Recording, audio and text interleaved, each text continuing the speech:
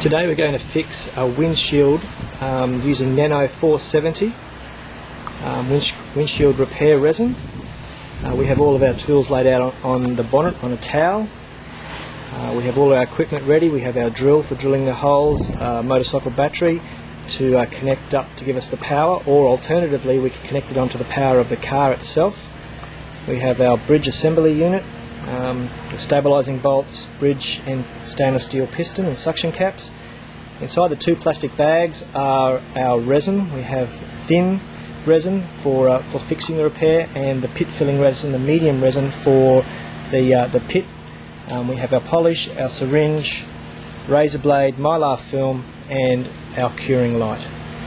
What we've done, we've put a cover over the repair. We're working outside today in the sun. As you can see, we're not inside. So we've just put the cover over to keep the screen a little bit cooler just while we prepare. And there's our repair that we're going to fix today. We're just going to clean the repair, make sure the screen's nice and clean so that our suction caps can fit to it. After placing the burr into your drill head, we're going to start drilling the centre of the repair.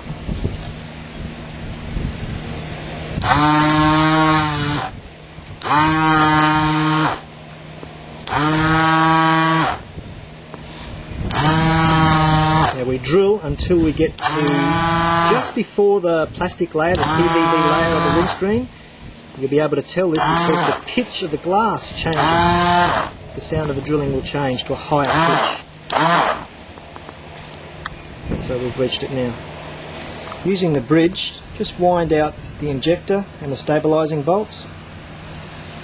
We do this so it doesn't put any excess pressure on the screen while we're bonding the suction cap to the windscreen. Just using some glass cleaner, we're just going to spray the suction. Now bonding it onto our screen now, bonding the bridge on.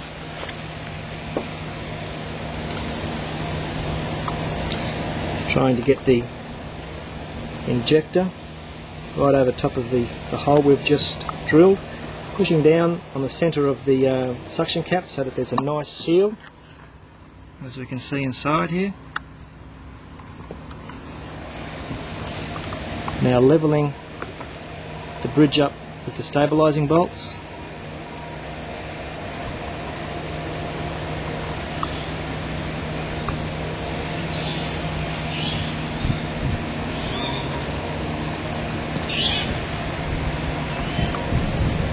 And then tightening up the chamber so that it creates a good seal around the hole.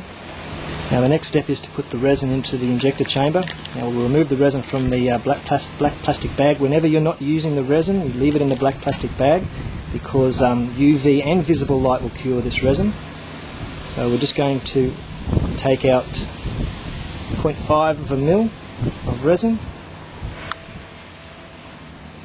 Now we're in the open, so we want to work fairly quickly.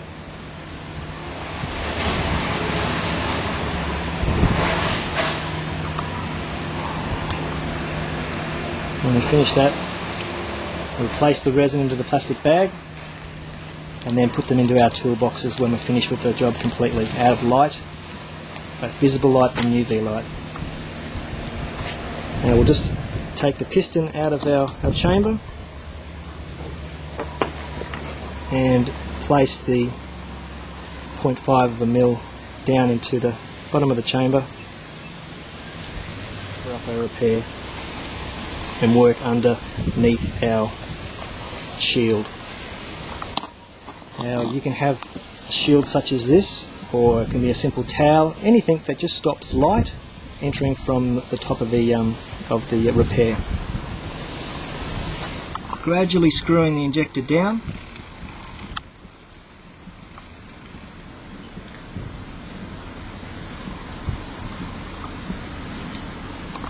Letting the resin fill up the arms. As you can see, that arm there starting to fill up already. Winding the piston down, back and forth, creates a vacuum and pressure.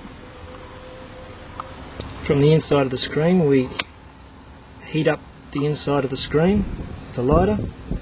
What this does is expands the glass a bit, gets the resin flowing out to the ends.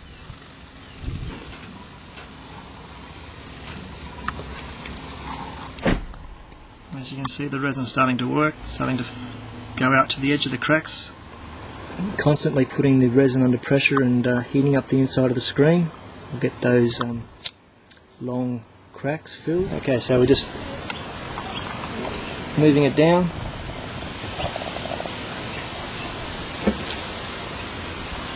Over the pit mark where we drilled. Just need to put one drop of our medium, which is our pit filling resin. The smaller the better. Place it with the mylar film. And in a workshop situation, what we would do, we'd be curing it with just a normal white fluorescent tube. You don't need ultraviolet light with this product. Just a normal white fluorescent tube. But because we're out in the sun, we're just going to uncover it and let the sun cure. Now, removing your seals, wipe them down, remove the resin, and it's a good idea to pop them into the black plastic bag that your resin's going to be stored in. This way, the only thing that will cure the resin is white light and UV light. So by cleaning it all up and storing it in the black plastic bag with the resin, nothing will cure in your equipment. And now removing the mylar film from the windscreen.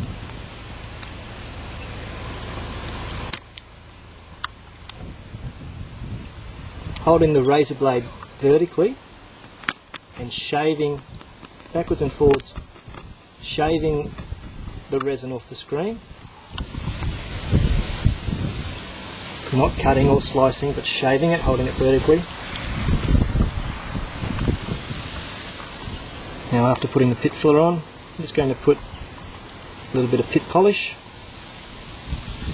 and polish up the pit so that it is back to looking more like glass.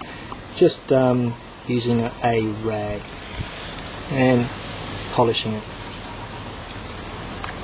Now, with windscreen repairs, we can't fix the damage 100% and make it look like a new windscreen, but we can get close. We can get 90 to 80%. Now, as you see here, all we have left is the mark, the pit mark, where the drill's gone in, where the rock has first impacted the screen, and we're always going to get some kind of marks in the screen.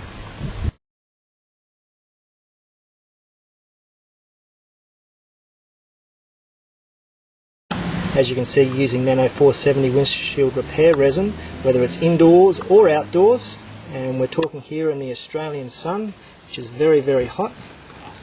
Extreme amounts of ultraviolet light and light itself.